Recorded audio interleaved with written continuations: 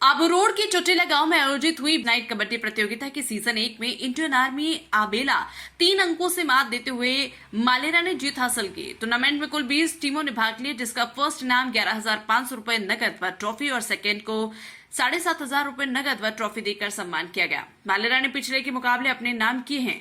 Final मुकाबले में खिलाड़ियों का उत्साह वर्धन करने के लिए भाजपा एसटी मोर्चा के जिला अध्यक्ष भावाराम ने शिरकत की और सभी विजेता खिलाड़ियों को बधाई दी। विजेता टीम ने जीत के बाद देवनागरी इंडिया न्यूज के साथ बात की। सिरोही से राहुल रावल की रिपोर्ट।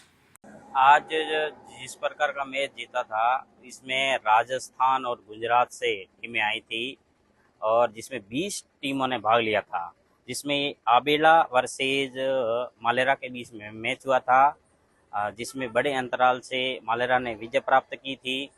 और ये कबड्डी खेल की शुरुआत, जो ओपन टूर्नामेंट की शुरुआत मालेरा गांव से हुई, लेकिन आज गुजरात, राजस्थान के ढाणी ढाणी तक जो ट्राइबल्स रहते हैं वहाँ तक पहुँची और जिसमें शुरुआत करी। और आज हमें चोटिला गांव तक, जो अरावली से घिरा हुआ क्षेत्र, और वहाँ पर जाने का मौका मिला और वहाँ पर मालेरा टीम ने आबेला को शिकस्त बड़े अंकों से जीत हासिल की।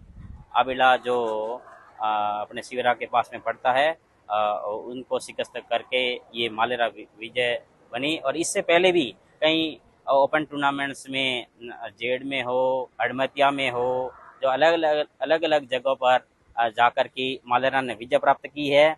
और आगे भी जो समय समय पर जो ओपन टूर्नामेंट्स होंगे उसमें ये मालेरा टीम पार्टिसिपेट अवश्य करती है और कहीं पर खुद मात खा जाती है और कहीं पर अपने विनर्स प्राप्त करती है।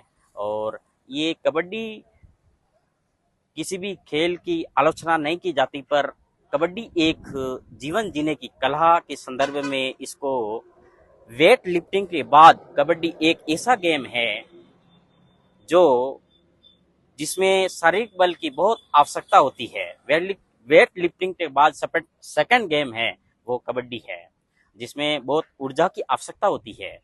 तो इसलिए ये कबड्डी खेलने वाला खिलाड़ी, किसी भी खेल की मैं आलोचना नहीं करना चाहता हूं, पर उसमें पर्टिकुलर अंग का ही डेवलपमेंट हो पाता है। लेकिन कबड्डी गेम से होलिस्टिक शरीर का जो सर्वांगीण विकास होता है वो कबड्डी गेम से होता है। और कबड्डी गेम और किसी भी प्रकार का गेम खिलाड़ी खेलता है तो जिससे उसकी शारीरिक ऊर्जा तो प्राप्त होती है, साथ में उसका सर्वांगीण विकास, मानसिक, शक्ति, बौद्धिक विकास भी होता है, जिससे वो पढ़ाई में भी उन्नति कर पाता है।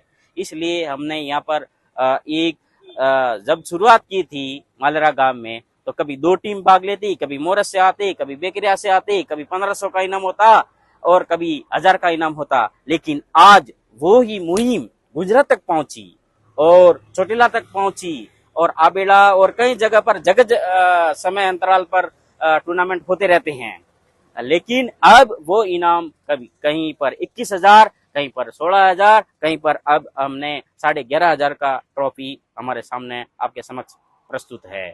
तो इस प्रकार से ये समय समय पर टूर्नामेंट, ओपन टूर्नामेंट होते हैं। तो इससे ये ट्राइबल्स में खिलाड़ी जो रहते हैं वो आने वाले समय में जनरल में फाइट करेंगे और उसमें भी विनर्स हासिल करेंगे, ये हमारी अपेक्षा है। इसी एम्स को लेकर के हमने इस मुहिम को छेड़ा था और आने वाले समय में कबड्डी के क्षेत्र में अभी क्रिकेट को लेकर के बहुत प्रचलित है और समय समय पर टूर्नामेंट होते रहते हैं, ओपन टूर्नामेंट भी कई होते हैं। लेकिन कबड्डी एक ऐसा गेम है जिसमें ज्यादा मैदान की जरूरत भी नहीं होती है, फिर भी प्रचलित नहीं है और जिसमें इंटरेस्टेड नहीं है।